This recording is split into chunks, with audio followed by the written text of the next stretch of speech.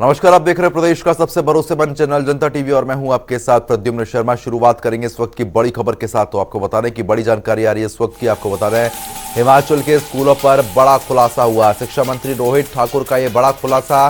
बता दें कि बंद किए गए स्कूलों का डाटा और उनके द्वारा पेश किया गया है। 3000 स्कूलों में मात्र एक ही शिक्षक है। आपको बता दें कि 286 स्कूलों में नहीं है एक भी छात्र। दरअसल प्रदेश में 12,000 शिक्षकों के पद खाली पड़े हुए हैं। आपको बता दें कि ट्रांसफर पॉलिसी में बदलाव किया जाएगा। तो आपको बता दें कि इस वक्त की अहम खबर, मिडिल स्कूलों में स्टाफ भेजा गया है। शिक्षा मंत्री रोहित ठाकुर का यह बड़ा खुलासा यहां पर देखने को मिला है। बंद किए गए स्कूलों का डाटा पेश किया गया है।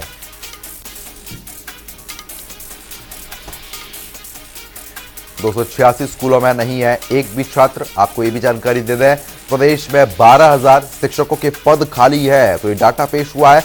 ट्रांसफर पॉलिसी में भी किया जाएगा बदलाव। साथ ही साथ मिडिल स्कूलों में भेजा जाएगा स्टाफ। ये सभी बातें यहां पर कही गई हैं। आपको बता दें कि शिक्षा मंत्री रोहित ठाकुर ने बड़ा खुलासा किया है। दरअसल स्कूलों को लेकर खुलासा हुआ है। बंद किए गए स्कूलों का डाटा पेश हुआ है। आपको बता दें, उन्होंने कहा है कि 3,000 स्कूलों में मात्र एक ही शिक्षक है। खाली है और जो हमारे काफ़ी समय से जो आपके बैच वाइज की अपॉइंटमेंट्स थी, जो प्रमोशन के केसेस थे, जो अभी कोर्ट में विचाराधीन नहीं है, उनको शीघ्र अतिशीघ्र एक निश्चित समय अवधि में ये पोस्ट फिलअप हो। क्योंकि वर्तमान में ही लगभग कोई 12,000 के आसपास आपकी रिक्तियां आपके दोनों विभागों में, चाहे आप हायर एजुकेशन की बात करें चाहे एलिमेंट्री एजुकेशन की बात करेंगे, लगभग कोई 12,000 पोस्टें खाली है। और इनको मैं समझता हूँ युद्ध स्तर पे भरा जाए ताकि इसका फायदा हमारे बच्चों को हो सके। ये हमारा प्रयास है और इसको हम टाइम बाउंड मैनर में, जो बैच वाइज और आपकी जो प्रमोशन के केसेस है जो कोर्ट में लंबित नहीं है, इसको मैं समझता हूँ महीने के अंदर हम इसको कंप्लीट करेंगे। तो फिलहाल जिस तरीके से आपने सुना, जहां पर यह बड़ा खुलासा यहां पर किया गया है, इस खबर पर ज्यादा अपडेट के साथ ब्यूरो चीफ विकास शर्मा हमारे साथ जुड़ गए हैं। विकास, जिस तरीके से यह बड़ा खुलासा रोहित ठाकुर के द्वारा किया गया है कि एक ही शिक्षक कई स्कूलों में मौजूद है और कई स्कूलों में छात्र भी नहीं है, बड़ा खुलासा यहां पर किया गया है, क्या कुछ अपडेट आपके पास है?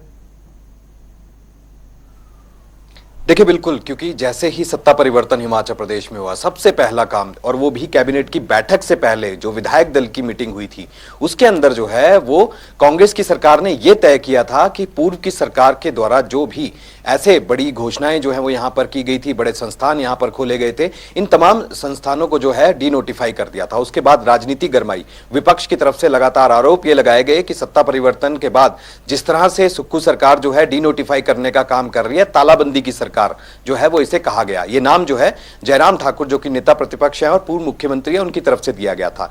आज क्योंकि ये कहा जा रहा था कि लंबे अरसे से अब इनका जो है रिव्यू मीटिंग्स की जाएंगी, रिव्यू किया जाए, क्योंकि पिछला जो विधानसभा का शीतकालीन सत्र था धर्मशाला में, उसके अंदर भी, सदन के भीतर भी ये मामला उठाया गया कि क्यों आखिरकार जो पूर्व की सरकार द्वारा शिक्षण संस्थान है खासतौर पर, उनको क्यों इस तरह से बंद किया जा रहा है। क्यों बड़े कार्यालय जिसमें एसडीएम ऑफिस थे, तहसील के दफ्तर थे, या फिर जो ऐसे पुलिस स्टेशन थे, पुराने पुलिस स्टेशन थे, ये तमाम चीजें जो है तालाबंदी का नाम जो है इसे दिया गया कि यह सरकार जो है सिर्फ तालाबंदी की सरकार बनकर रह गई है। लेकिन अब शिक्षण संस्थानों का रिव्यू जो है वो शिक्षा विभाग ने किया था और पिछली कैबिनेट की जो बैठक थी पिछले कल जो हुई थी, उसके अंदर यह चीज पाई गई और एक प्रस्ताव जो है वहां पर रखा गया। पूरी तरह से बताया गया पूरे मंत्रिमंडल को कि आखिरकार गुण दोष का आधार क्या है, कहां शिक्षकों में कमी है, कहां बच्चे जो है वो कम आ रहे हैं। ना सिर्फ जो प्राथमिक पाठशालाएं यानी प्राइमरी स्कूल हैं, प्राइमरी स्कूल के बाद मिडिल स्कूल है, उसके बाद हाई स्कूल है, सीनियर सेकेंडरी स्कूल है और डिग्री कॉलेजेस हैं। तो ये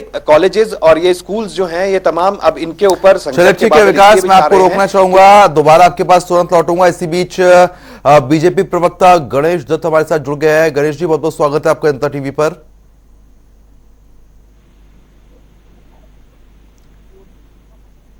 दत्त साहब, आवाज पहुंच रही है मेरी? हाँ आ रही है। गणेश जी, जिस तरीके से बड़ा खुलासा यहाँ पर रोहित ठाकुर के द्वारा किया गया है कि हिमाचल के स्कूलों पर यह बड़ा खुलासा है। दरअसल कई ऐसे स्कूल हैं जिनमें एक भी शिक्षक नहीं है और कई ऐसे छात्र हैं जो स्कूल में पहुंचते नहीं है। 3,000 स्कूलों में मात्र एक शिक्षक उनके द्वारा बताया गया है। हाँ देखिए, आज शिक्षा मंत्री जी का स्टेटमेंट पढ़ा है हम लोगों ने भी जी, और उन्होंने लगभग 1500 जो स्कूल हैं उनको बंद करने की बात कही है। और ये वास्तव में क्या होता है कि आजकल समय में, क्योंकि पहले के टाइम में तो होता कि लोग बच्चे दूर दूर के स्कूलों में जाते थे। अब हर कोई अभिभावक चाहता है कि बच्चे और हमारा स्कूल हमारे नजदीक हो और बच्चे नजदीक से नजदीक स्कूल में जाएं। उससे जनता की मांग पर जब पिछली सरकार ने सारे स्कूल खोल दिए थे, तो उसको एकाएक बंद करना एक उचित नहीं है ऐसा लगता है। लेकिन जहाँ पर कोई बच्चे ही नहीं है, या जहाँ पर बच्चे हैं और टीचर नहीं है, या जहाँ टीचर है वहाँ बच्चे नहीं है, इस तरह की कई जगह से शिकायत आती है, तो ऐसे स्कूलों को रैशनलाइज किया जा सकता है, उसमें कोई किसी को आपत्ति नहीं होगी। लेकिन जहाँ पर बच्चे भी हैं और जहाँ पर अध्यापक भी सीमित संख्या में जो है वो है, उन स्कूलों को केवल कि भारतीय जनता पार्टी के समय स्कूल खुले थे। चलिए ठीक है उनको गणेश दत्त बंद जी, मैं किया आपको जाना इसी बीच चाहिए। माफी के साथ रोकना चाहूंगा। इसी बीच कांग्रेस प्रवक्ता नरेश चौहान भी हमारे साथ जुड़ चुके हैं। दोबारा एक बार फिर से रुक करेंगे गणेश जी का, लेकिन उससे पहले नरेश चौहान, जिस तरीके से एक बड़ा खुलासा यहाँ पर कर दिया गया है शिक्षा मंत्री के द्वारा, स्कूलों को लेकर ये बड़ा खुलासा है कि इतनी स्थिति खराब हो चुकी है हिमाचल प्रदेश में स्कूलों की, सही कैसे होगी? देखिए, आज हमारे जो माननीय शिक्षा मंत्री थे रोहित ठाकुर जी, उन्होंने प्रेस के कॉन्फ्रेंस के माध्यम से अपने विभाग की कुछ जानकारी शेयर की, जिसमें ये जो विषय है आपने बात की कि 280 के करीब जो है उन्होंने आइडेंटिफाई 286। हाँ, कि ये स्कूल जो है बंद होने के कागार पे है, जिसमें स्ट्रेंथ नहीं है। और उन्होंने बहुत सारी बातें कही, बहुत सारी ऐसी चीजें कि एक जगह ऐसा भी स्कूल था जहाँ केवल 2 बच्चे थे और 4 टीचर्स थे ननखड़ी में रामपुर के साथ। तो ये ऐसी परिस्थितियां बनी रही पिछली 5 सालों में, इस ओर ध्यान नहीं दिया गया। हमको जहां हमने एक बात कही है कि शिक्षा का स्तर को सुधारना है, हम एक अच्छी शिक्षा की नीति की तरफ, स्मार्ट क्लासेस की तरफ जा रहे हैं, तो ये इस तरह से बड़े फैसले लेने की आवश्यकता है। कितने स्कूल बंद करने, कहाँ पर कितनी जो बच्चों को स्ट्रेंथ के हिसाब से primary school, middle school, high school या जो भी स्ट्रेंथ है उसमें हमने रिलैक्स किया है कि हिल स्टेट है, पहाड़ी लोग हैं, उसके बावजूद बड़े फैसले लेने की आवश्यकता है कि कहाँ पर रैशनलाइज करने की जरूरत है। ये एक अच्छे कदम है जिसको पिछली सरकार को करने चाहिए थे, वो नहीं कर पाए, तो हमारा स्थान भी गिरा है। हम शिक्षा के क्षेत्र में पहले थे, अब नेशनल लेवल पे जो है चलिए ठीक है नरेश चौहान साहब, आपकी सरकार तो कल अभी बनी है, लेकिन आप जिस तरीके से जिक्र कर रहे हैं कि 5 साल पहले का आपने जिक्र किया है, गणेश दत्त साहब भी हमारे साथ लगातार बने हुए हैं। गणेश जी, इस तरीके से उनकी तरफ से कहा जा रहा है कि पिछले 5 सालों में ध्यान नहीं दिया गया है रोजगार को लेकर, खासतौर पर हिमाचल प्रदेश में बात होती है, 12,000 पद खाली पड़े हुए हैं। हाँ, निश्चित तौर पर, क्योंकि कई स्कूलों में ऑफिस में पोस्टें पड़ी हुई हैं खाली, उसमें कोई दो राय नहीं है कि वो खाली नहीं है, और उसको चरणबद्ध तरीके से रहा था। और कुछ जो सबऑर्डिनेट सिलेक्शन बोर्ड में, जो अपना सिलेक्शन बोर्ड में वो अभी भी लंबित हैं वो मामले, उनको भरने की प्रक्रिया जारी थी। लेकिन इस बीच में सरकार के बदलने के पश्चात जो है ना, एकाएक ही कुछ स्थितियां बदल चुकी हैं, और क्रमबद्ध तरीके से जो पोस्टें खाली हैं तो उनको अब नई सरकार को भरना चाहिए। और जो नौजवान काफी दिनों से अपने रोजगार और जो एक नौकरी के तलाश में हैं और काफी एक प्रतीक्षा के बाद उनको उस अवसर मिलना चाहिए, और जहां जहां जो आवश्यकता है पदों की उनको भरना चाहिए, ये हमारी मांग भी है। और हम चाहते हैं कि भी जो खाली पद है उनको भरा जाना चाहिए। चलिए ठीक है, और इसी बीच ब्यूरो चीफ विकास शर्मा भी लगातार हमारे साथ बने हुए हैं। विकास, ओवर टू यू। बिल्कुल, मेरा भाजपा प्रवक्ता गणेश जी से मेरा सीधे तौर पर यह सवाल है कि कांग्रेस कह रही है कि आप लोगों ने राजनीतिक लाभ लेने के कारण, जो आखिरी दौर था चुनावों का, उस समय जो है ये शिक्षण संस्थान खोले, क्या आपकी नीयत रही है? स्पष्ट कर पाएंगे आप जरा?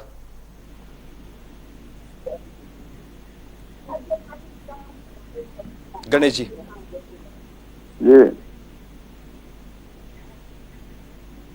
हेलो गणेश जी, आपकी नीयत पर सवाल उठाए जा रहे हैं। कहा जा रहा है कि राजनीतिक लाभ आपने लिया है चुनावों के समय में, यही एक बड़ी वजह है कि इतने शिक्षण संस्थान और इतनी बड़ी घोषणाएं जो हैं वो आपने सत्ता में रहते हुए अपने आखिरी कार्यकाल के दौरान जो है वो आपने की। स्थिति स्पष्ट चाहेंगे आपसे। देखिए, ऐसा होता है कि जब भी कोई संस्थान खोले जाते हैं तो उस समय पब्लिक की डिमांड पर ही खोले जाते हैं, और जब पब्लिक चाहती है कि भाई यहाँ पर स्कूल खुलना चाहिए, वहाँ पर कहीं पर एसडीएम कार्यालय खुलना चाहिए, कहीं PSC खुलनी चाहिए। तो वो लोग अपनी सुविधा के अनुसार अपने जनप्रतिनिधियों से जब मांग उठाती है तो निश्चित तौर पर उस समय की सरकार और जनप्रतिनिधि जो जनता की मांग पर उसको खोलने का प्रयास करते हैं, लेकिन उसको बाद में क्योंकि सरकार बदलने के बाद एकदम बंद कर दिया करना जो है उचित नहीं होता, क्योंकि सरकार तो निरंतर चलने वाली प्रक्रिया है। एक सरकार आई और दूसरी आकर के बंद कर देगी तो ये सिलसिला चलता रहेगा, तो ये अच्छा नहीं है, जनहित में नहीं है। जब सरकार ने पहले टाइम में जब वीरभद्र सिंह जी मुख्यमंत्री थे हिमाचल प्रदेश के, उस समय भी कई संस्थान ऐसे खोले गए थे बगैर बजट के, लेकिन जयराम जी जब मुख्यमंत्री बन के आए थे तो उन्होंने किसी भी संस्थान को बंद नहीं किया और उस समय की सरकार का जो आदेश थे उनको ऑनर करते हुए उनको चलाया। तो ये सरकार ने एकाएकी एक बदले की भावना से तुरंत बंद कर दिया, ये अच्छा कदम नहीं है, हम समझते हैं। बिल्कुल। अब नरेश चौहान जी, मेरा सीधा सवाल आपसे भी है। गणेश जी ये कह रहे हैं कि इनकी कोई ऐसी मंशा नहीं थी और जो जनप्रतिनिधि थे उनकी तरफ से और जो जनता है उनकी ये मांग थी, तब ये शिक्षण संस्थान खोलेगा। नहीं, ये तो साफ तौर पे जाहिर था कि लास्ट 6 महीने में आप 900 कुछ संस्थान खोलते जिसमें 300 कुछ तो शिक्षा के संस्थान थे, और आप देख रहे हैं कि आज ये हालात है कि 3000 के करीब ऐसे स्कूल है जिसमें केवल एक टीचर है। तो ये क्या था, आपके पास जो ऑलरेडी है उसमें इंफ्रास्ट्रक्चर नहीं है, स्टाफ नहीं है, उनकी भर्ती नहीं की 5 साल तक। जब चुनाव का दौरान आया तब आप 900 संस्थान खोल रहे हैं, उनके लिए पैसे का प्रबंध नहीं किया, उनके लिए इंफ्रास्ट्रक्चर का प्रबंध नहीं किया। स्कूल एक पीएन के सारे स्कूल चला रहे हैं, एक फार्मासिस्ट के सारे डिस्पेंसरी चला रहे हैं। तो ये प्योरली जो है जो सरकार 4.5 साल फेल रही, लास्ट में उन्होंने सोचा कि हम चुनाव के दौरान ऐसी घोषणाएं कर देंगे तो शायद इससे हमारी सरकार जो है रिपीट कर जाएगी। लेकिन जनता को आप अगर इन संस्थानों को बिना सोचे समझे खोल दिया जाए तो 4000 करोड़ रुपए का और बोझ जो है हिमाचल प्रदेश की जनता पे पड़ने वाला है। हमारी सरकार ने और मुख्यमंत्री जी ने इस बात को समझा है कि जो गलत काम किए उनको रिव्यू करेंगे, डीनोटिफाई किए हैं, लेकिन जहाँ पर अभी भी जरूरी है, बहुत सारे ऐसे हो चुके हैं, आवश्यकता होगी विकास की दृष्टि से जहाँ लोग चाहेंगे हमने नोटिफाई किए हैं और भी करेंगे। वो ये राजनीति कर रहे हैं अभी भी इस पे कि जी डी नोटिफाई कर दी। पहले तो आपने इतनी बड़ी गलती की कि प्रदेश के ऊपर बेला बोझ डाल रहे बिना सोचे समझे, और उसके बावजूद अब इस पे राजनीति कर रहे हैं कि डी नोटिफाई कर दिए। हम इसको करेक्ट कर रहे हैं, जहां पर आवश्यकता होगी वहां खुल रहे हैं, और काफी सारे डी नोटिफाई द्वारा से नोटिफाई कर दिए गए हैं। तो ये पूरी राजनीतिक दृष्टि से वोट की राजनीति का जो काम जयराम जी ने किया था वो प्रदेश की जनता को जानने का पूरा अधिकार था। हाँ बिल्कुल, लेकिन जिस तरीके से नरेश चौहान साहब आपने भी तमाम जिक्र किया है, क्योंकि अब सरकार आपकी बन चुकी है, तो सीधी सी बात है कि जो पद खाली पड़े हुए कहीं ना कहीं उनको भरना भी बेहद जरूरी है। लेकिन हिमाचल प्रदेश में लगातार ये कहा जाता है, खासतौर पर विपक्ष भी अब ये मुद्दा उठा रहा है कि रोजगार दीजिए, रोजगार दीजिए। आने वाले समय में किस तरीके से और सुधार किया जाएगा शिक्षा प्रणाली में? अभी हमारी सरकार को बने 82 दिन हुए हैं, काफी बड़े फैसले पे विचार हो रहा है, काफी रेवोल्यूशनरी हर चीज में, चाहे शिक्षा का क्षेत्र है इसमें, जैसे हमने अभी बताया कि क्या हालात है। 3000 स्कूल एक टीचर के सारे, और बहुत सारे स्कूल एक स्कूल में 2 बच्चे और 4 टीचर। ये कौन सा मॉडल था? ये तो केवल टाइम काटने वाला मॉडल था।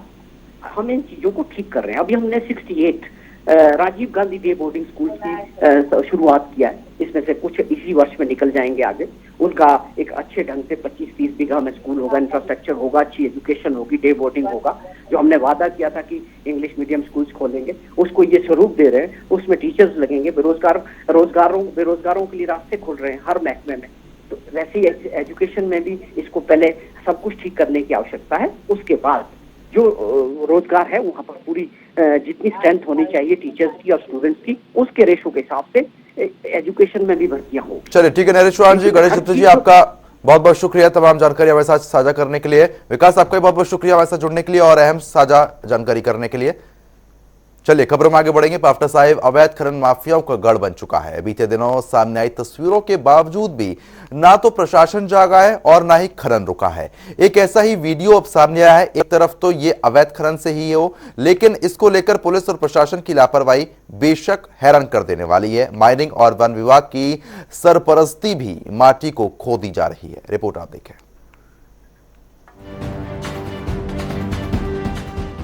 उबड़ खाबड़ रास्तों पर दौड़ते इन ट्रकों की तस्वीरों को देखिए। ये कोई मॉन्स्टर ट्रक रेस की वीडियो नहीं, बल्कि अवैध खनन माफियाओं की वायरल फुटेज है। इसे देख आप खुद हैरान हो जाएंगे, क्योंकि ये ट्रैक्टर चालक बेफिक्र होकर नदियों में खनन कर रहे हैं। हाँ, इस सब में एक बात की ईमानदारी है, प्रशासन संग मिली भगत की। माइनिंग विभाग के अधिकारियों और ट्रैक्टर चालकों के बीच साठ-गांठ के कई मामले सामने आ चुके हैं।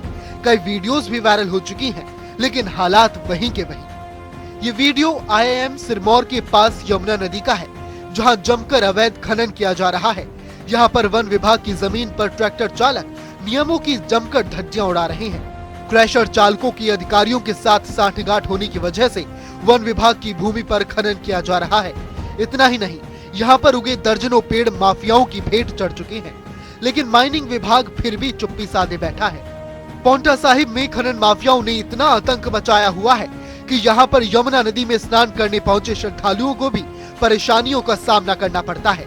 ये तमाम बातें हम नहीं कह रहे, बल्कि स्थानीय लोगों की ओर से कई बार SDM को लिखित रूप में दर्ज शिकायतों और सोशल मीडिया पर वायरल वीडियो में कही गई हैं। एक तरफ तो ये खनन अवैध है ही, लेकिन इसको लेकर पुलिस और प्रशासन की लापरवाही बेशक हैरान कर देने वाली है।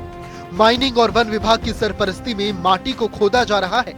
यहाँ तक कि ये रेत बजरी माफिया दिन दहाड़े खनन सामग्री को उत्तराखंड तक पहुँचा रहे हैं, जिससे हिमाचल सरकार को रॉयल्टी का डायरेक्ट चूना लग रहा है। ऐसे में देखना होगा कि इस पर रोक लगती है या हर बार की तरह इस बार भी नियम खनन की धूल में धूमिल होते रहेंगे। जनता टीवी के लिए पांवटा साहिब से रॉबिन शर्मा की रिपोर्ट। तो चलिए खबरों में आगे बढ़ेंगे। आपको बता दें कि स्वास्थ्य विभाग अच्छी सुविधाओं को जनता तक पहुंचाने के लाखों दावे करता है, लेकिन प्रशासन के सभी दावे कैसे धरातल पर फेल हो रहे हैं, इस रिपोर्ट में दिखाते हैं। पिछले करीब 8 महीने से doctor YS Parmar medical college की निर्माणाधीन इमारत का कार्य अधर में लटका है, जिसे बनाने वाली कंपनी बीच में छोड़कर भाग गई है, जिसकी वजह से 2022 में तैयार होने वाली इमारत 2023 में भी अधर में लटकी है। मेडिकल कॉलेज नाहन के प्रधानाचार्य डॉक्टर श्याम कौशिक ने बताया कि निर्माणाधीन बहुमंजिला इमारत का कार्य काफी समय से अधर में है, जिसके प्रथम चरण के काम को दिसंबर 2022 में पूरा होना था, जिसको अभी तक पूरा नहीं किया गया है। हमारा जो एकेडमिक ब्लॉक जो है वो काफ़ी 1/3 के आसपास बन गया था RCC वर्क उसका, तो कंपनी ने भी काम बंद कर दिया है और हॉस्पिटल वाला ब्लॉक भी शुरू नहीं हो पाया था। शुरू में कुछ FCA क्लियरेंस में डिले हुआ, फिर सुप्रीम कोर्ट के थ्रू थोड़ा जब आया था तो उसके बाद भी शुरू होने वाला था, तो उन्होंने कंपनी ने काम अब बंद कर दिया हुआ है पूरा। एक तो लेक्चर थिएटर की बड़ी शॉर्टेज है, तो उसमें दिक्कतें आ रही हैं स्टूडेंट्स को बिठाने के लिए कि उनको पढ़ाने के लिए कहाँ रखा जाए और कहाँ उनके क्लिनिक को, क्योंकि स्पेस कंस्ट्रेंट है इसके करके उनके लिए कहाँ बैठने के लिए, और लेक्चर थिएटर का खासकर। आपको बता दें कि CPWD ने कई बार संबंधित कंपनी को कार्य शुरू करने के लिए नोटिस जारी किए, लेकिन पिछले करीब 8 माह से काम शुरू नहीं हो पाया और अब CPWD ने संबंधित कंपनी का टेंडर रद्द करने और रीटेंडर करने को लेकर प्रक्रिया शुरू कर दी है। उन्होंने बताया कि समय रहते कार्य पूरा न होने के चलते यहां MBBS के छात्रों समेत रोजाना OPD में इलाज कराने आने वाले सैकड़ों लोगों को परेशानी झेलनी पड़ रही है। अब देखना होगा कि कब तक अधर में लटकी इमारत पूरी होती है। जनता टीवी के लिए नाहन से देवेंद्र वर्मा की रिपोर्ट।